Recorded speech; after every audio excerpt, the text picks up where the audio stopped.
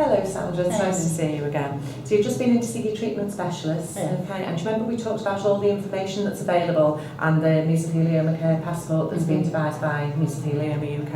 I'm just going to talk you through that now if that's okay. Okay. So this is a patient record for you to keep hold of and for you to use as you wish. Okay. It's designed to help you and speak with your healthcare professionals, whether that be your specialist nurse, your treatment specialist, your district nurses or your dietitian or anyone you may come into contact with, so you've got an up-to-date record of where you are at any one stage. Okay. Okay. I'll just go through, there's different sections of it, so I'll go through. There's a section at the back for you to keep your clinic letters in. So yeah, you've got your up-to-date clinic letter at any one time.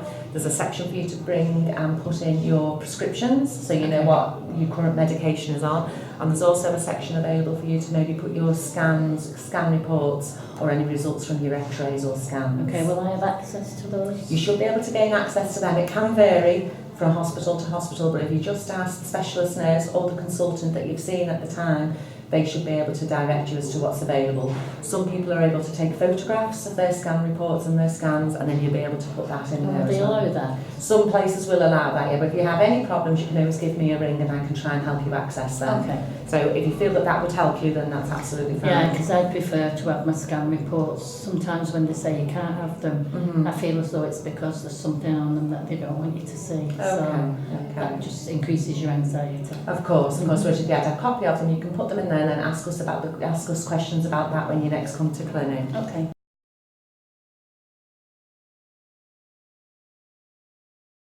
The first bit is for useful contacts. So I've written in there my name as the mesothelioma nurse for our area. So you've got my name, my contact number and my email address. I've put in your local lung cancer nurse's details, because obviously that's the person who you would contact at any one time. So I've got the name, the contact number and their email address. And here I've just put in doctor's contact details and his secretary details of the doctor that you've seen today, because at the moment that's going to be your main medical contact, because that's who you're having your treatment under. So that will change at any one time depending on where you are, what you're up to, and there's enough sections for you to be able to do that. Okay.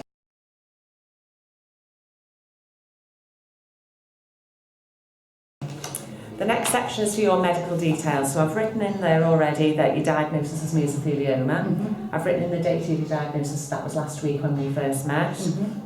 And I've written in the side, so you've got a right-sided mesothelioma, and the subtype, that was what you were struggling with remembering, so I've put it down there, epithelioid. So now you know, you don't have to worry about remembering it, it's all down there. And we've written here any allergies that you may have and any other healthcare problems. Have you got any allergies that you know of, Sandra? I'm allergic to some kind of chemo. I think it starts with Rituximab, but I can't remember. Would that be rituximab? Oh yeah, that's right. Okay, so I'll write that down here, rituximab, and again, you don't now have to worry. And what happens when you have the rituximab? I ended up with pneumonitis because of it. Okay, so that's very useful to have down, because you can always update people, but you don't have to worry about remembering it because it's all written down here for you.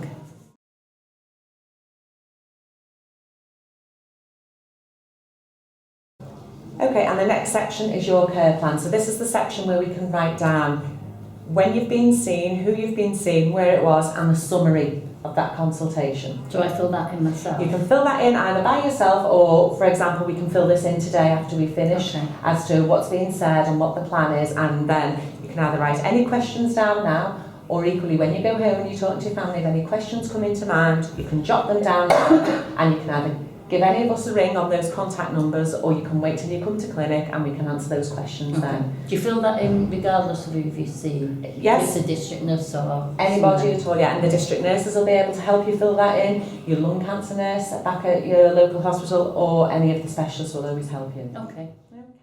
So any questions that you may have, obviously we'll sit and go through them after you've had your consultation, but when you go home, if you get those questions, that's the opportunity to write them down here.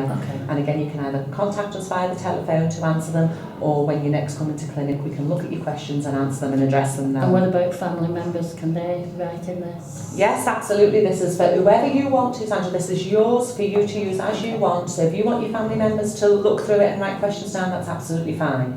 Okay. What if I run out of the pages? Yeah, so we've got more pages available, so as we're getting to the end of it, I'll be able to print some pages off and slot them in for you, so there shouldn't be any problems with that. Okay, and what about if I have to ring an emergency number, or end up in another hospital somewhere. So if possible, bring this along with you, because this will have up-to-date information, so it will also help the hospital that you go to see where you've been, where we're up to. If you've got those copy letters, it'll be the most up-to-date, concise record while they're waiting for more information to come along. So if possible, bring it with you, or get a family member to bring it in when they come to visit you, and then we can write things down there. Yeah, that would be a bit better. Do you think that would be helpful yeah, for I you? think that would be a lot helpful. Okay, so what this does, you remember we said about all the different information we've got available, and there's a lot of information there, probably too much for you to take away at the moment. So from our discussion last week, I've got the information that we agreed that you'd like to have, so we'll put all this together. So you've got the information on Mesothelioma UK, the charity itself, and how we're able to help and support you. An information leaflet about what is mesothelioma. You were quite concerned about your diet. Okay. So do you remember I spoke to you about your diet and that's some information to back that up with as well? Yeah. Okay. And also about applying for a blue badge, because we discussed about that. How maybe that's great. So if we put all that together into this file that we can take out, and then you've got your file with all your relevant information on. That's brilliant. As we go through, if there's any more information that you think you might need, or we've got a lot of information available, we can always just add to this as we go along. Oh yeah, that's really good. Okay, have you any questions at all? No, that sounds really good. Okay then, well I'll give you a ring next week and see how you're getting on, and we'll take it from there. Okay, All right, that's brilliant. Thank you.